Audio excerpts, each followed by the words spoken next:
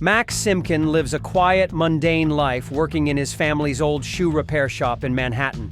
The shop has been passed down for generations, but Max feels trapped, bound to a legacy he doesn't fully appreciate.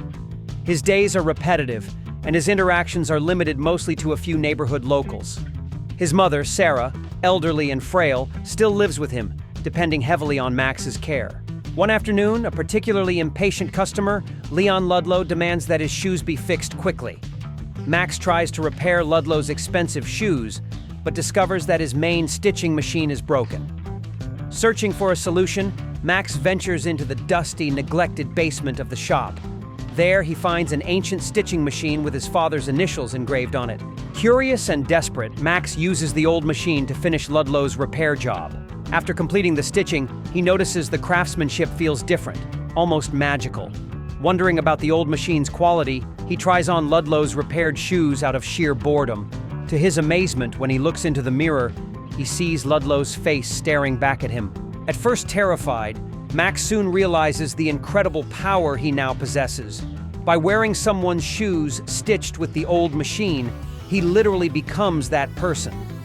Testing further, he tries on different shoes left at the shop by customers.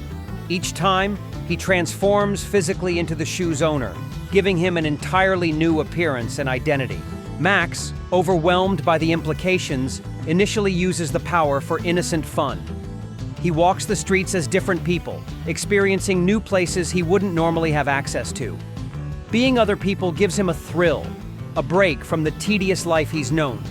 Yet he soon understands that pretending to be someone else comes with responsibilities and dangers. One night, Max, transformed into a handsome man, enters a fancy restaurant he usually couldn't afford. The experience is exhilarating. He enjoys the service, the atmosphere, and the feeling of being someone admired and respected. For the first time, Max sees the world through the eyes of the privileged. Yet he can't help but feel a twinge of sadness when he changes back to himself. Max's adventures take a dangerous turn when he dons Ludlow's shoes again. As Ludlow, he gets into a confrontation with some shady individuals who think he owes them money. Max narrowly escapes but realizes he's accidentally stepped into Ludlow's criminal dealings. Now, what began as a playful experiment has serious real-world consequences. Meanwhile, Max meets Carmen Herrera, a passionate and determined activist working to save the neighborhood from gentrification. She comes into his shop seeking his help to repair shoes for the homeless. Max, moved by her sincerity, becomes fascinated by her dedication to preserving the community.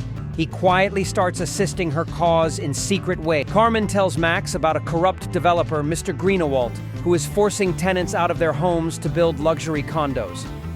She asks for volunteers to gather evidence against him, but few are brave enough. Max, still grappling with his new abilities, considers how he could use them to help Carmen's fight. He realizes he can be more than a passive observer.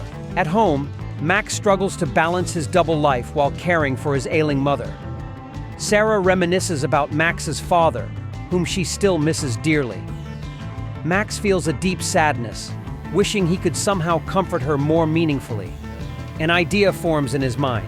Perhaps he could use his powers to bring her a final moment of happiness. Max repairs and wears his father's old shoes found in the basement. Transforming into his father's younger self, he has dinner with his mother as if her beloved husband had returned.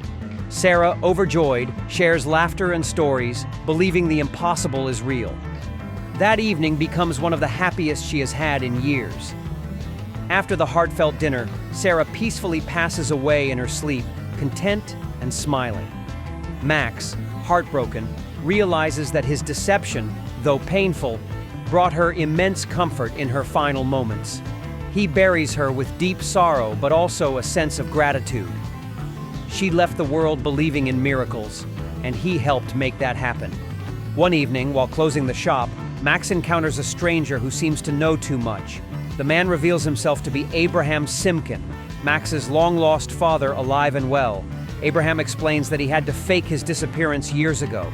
The responsibility of protecting the magic secret had required great sacrifice. Abraham leads Max into the basement, unveiling hidden relics and a legacy of generations past. He explains that the cobbler's role was never just about repairing shoes. It was about safeguarding the lives tied to them. using the power wisely to serve others. Max listens intently, his understanding of his family deepening. The cobbler ends not with a grand spectacle, but with a simple, powerful image. Max, an ordinary man with extraordinary responsibility, choosing kindness and authenticity over illusion. His life, stitched together from courage and love, stands strong. The real magic, it turns out, was always within him. I'll see you at the next one, and please share your thoughts about the future film in the comments section. If you haven't already, please remember to subscribe to us and leave a like if you enjoyed our material. Be careful and have a nice one. Many thanks to all of you.